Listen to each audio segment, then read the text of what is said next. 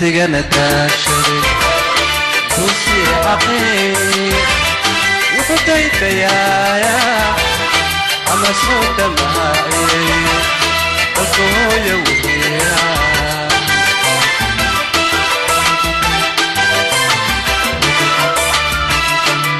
sigana taashaday kusii xaqii wuxuu daydayaa. Today's hearing will address U.S. policy towards arguably the most worrisome region on the African continent, the Horn of Africa. Since I visited that region just over a year ago, the situation has gone from bad to worse. Today's hearing is an effort to examine the United States government's policy towards the Horn, specifically Ethiopia, Eritrea, and Somalia, and to assess what we've done right, what we've gotten wrong, and most importantly, what we need to do going forward to reconcile what appears to be, by most accounts, a failing policy in a very critical part of the world. This committee has sought to understand and address the escalating deterioration of security, political, and humanitarian conditions on the Horn that have been generated and exacerbated by more than 2 decades of instability. This is our third hearing in less than 2 years to try to inform and encourage a comprehensive U.S. strategy to address the Horn.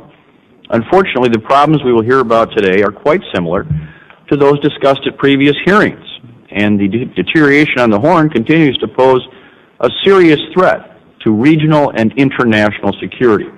We need to address this threat in Somalia, Ethiopia, and Eritrea, as in other countries in Africa, by working to end violence, promote democracy, defend human rights, reduce poverty, and improve security. But too often, these long-term goals have taken a back seat to more short-term and short-sighted priorities. I'd like to say a word about why this hearing is so timely and important. There may be less than 10 months left in this administration, but we must nonetheless develop a policy that can help reverse the declining trends in the Horn of Africa, both at the national level as well as regionally. We have no option but to reassess where we currently stand. Given that the political crises in Ethiopia and Eritrea are escalating dramatically, the border situation between those two countries remains inflamed, and the bloody fighting in Somalia shows little sign of abating despite the recent appointment of a prime minister who appears to be saying many of the right things. The challenges we face on the Horn are not new, but in the post-9/11 world, how we deal with them presents new challenges that have, in my opinion, yet to be met.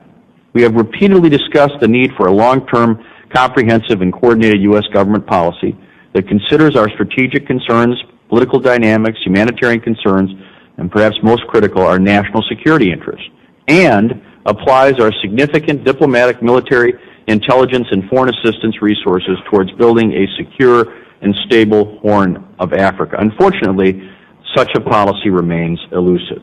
As we are likely to hear today, the problems of Somalia have a ripple effect across the Horn, or the end product of long-standing clashes between Ethiopia and Eritrea that benefit from the turmoil of a country with no functioning central government. In other parts of the world, we've seen what happens when decisions are made and executed without the benefit of a long-term comprehensive strategy. We've seen what happens when the administration's counterterrorism agenda dominates its bilateral relationships, and poor governance and human rights abuses therefore get a pass. Such actions undermine our country's own credibility and actually end up contributing to instability. This hearing is intended to not only inform the legislative process here in the Senate, but also to continue to emphasize the need for a more interconnected and balanced approach to the Horn of Africa that addresses each country specifically, while still recognizing the transactional challenges and national security implications. This part of the world is far too important for us to rely on narrow, feeble policies or half-hearted ad hoc measures. And so with that said, let me introduce our two distinguished panels so we can begin today's discussion. On our first panel, we have 3 witnesses from the administration who represent the top Africa policy directors in their respective agencies. We have Assistant Secretary of State for African Affairs, Dr. Jandai Frazier, the Assistant Administrator for Africa at the U.S. Agency for International Development, Ms. Catherine Almquist, and Deputy Assistant Secretary for Africa at the Defense Department, Ms. Teresa Whalen. All 3 of these witnesses have testified before the Africa Subcommittee, so it's my pleasure to welcome you back to the full committee. I appreciate your willingness to testify and look forward to what I hope will be a frank and productive discussion. Our second panel features a range of individuals who are well qualified to speak on the unique challenges related to this complex region and the impact that U.S. policy is having throughout the volatile Horn of Africa, as well as on the U.S. national security priorities and policies more generally.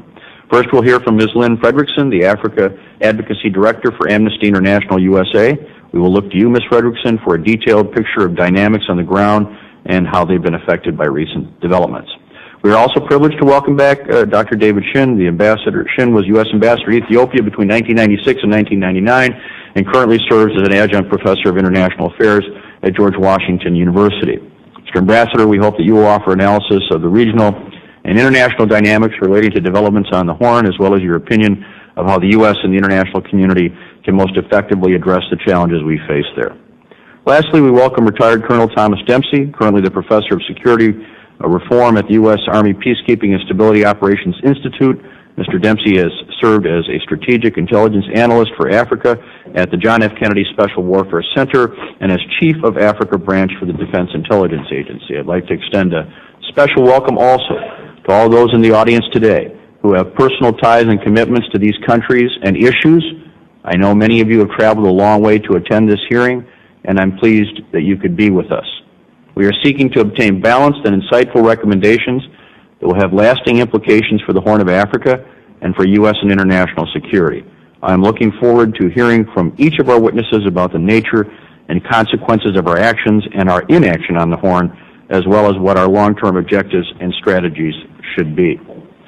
Now I am pleased to turn to the ranking member of the full committee and the former chairman of the committee, and I really find it difficult not to mention his consistent commitment, not only his famous work on African issues, but he was almost always at our hearings and our subcommittee hearings, showing his continued devotion to working on issues relating to the African countries.